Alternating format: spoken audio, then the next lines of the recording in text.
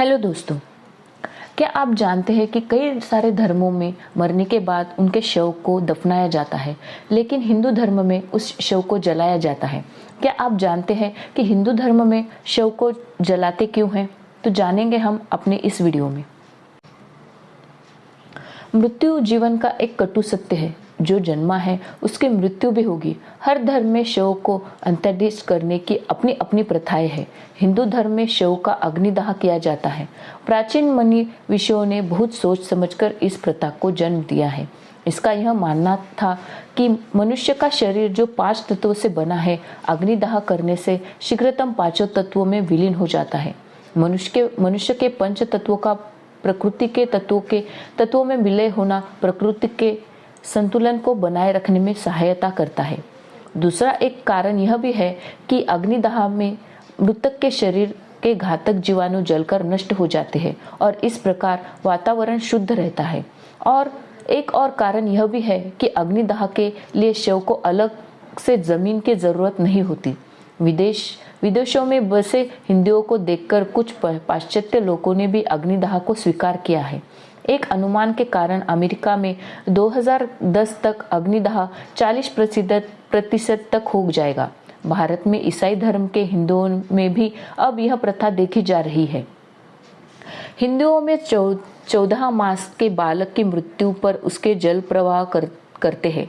भारत में भी सिंधु सभ्यता के दौरान शव को भूमिगत ही किया करते थे, पर बाद में अग्निदाह किया जाने लगा। महानगरों में विद्युत दाह भी होता है। विद्युत दाह अग्निदाह का आधुनिक रूप है। विद्युत दाह में हिंदुओं में प्रचलित कपाल क्रिया नहीं हो सकती।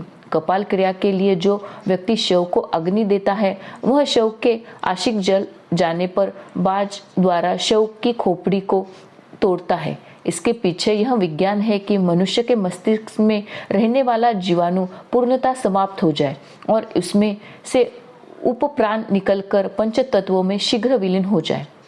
आधुनिक विज्ञान भी यह मानता है कि मरने के बाद भी मनुष्य का मस्तिष्क कुछ समय तक जीवित रहता है। यह सत्य हिंदू मनुष्यों ने हजारों वर्ष पूर्व जाना था।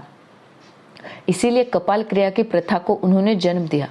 खेद है, धर्म की यह बारीकी शमशान घाट पर क्रिया कर्म करने वाले आश्चर्य भी नहीं जानते। इसके परिणाम स्वरूप हम इन सब बातों को व्यर्थ ही मानते हैं, क्योंकि हम इन सब बातों के पीछे के विज्ञान से अनभिज्ञ है। जीवन की अंतिम यात्रा से जुड़ी कुछ और सनातन बातों भी ध्यान देने योग्य है। पहले समय में जब यह लगने लगा कि अब मरने वाला अधिक समय और जीवित नहीं रहेगा, तो यह प्रथा भी थी कि उस व्यक्ति को चारपाई से उतारकर जमीन पर लेटा देते थे, जिसके पीछे यह विज्ञान था कि जमीन पर उतार लेने से बीमार के प्राण आसानी से निकल जाते हैं, क्योंकि जमीन प्राण शक्ति को अपने में शीघ्र प्रवाहित कर लेती है। चारपाई के पाए क्योंकि उन दिनों लकड़ी के होते थे, इसलिए प्राण निकलने में कठिनाई होती थी। क्योंकि लकड़ी से विद्युत यानी प्राण भी एक प्रकार की विद्युत होती है, वह प्रवाहित नहीं होती, जबकि जमीन से एकदम हो जाती है। इसी कारण बीमार को जमीन पर उतार लेते थे।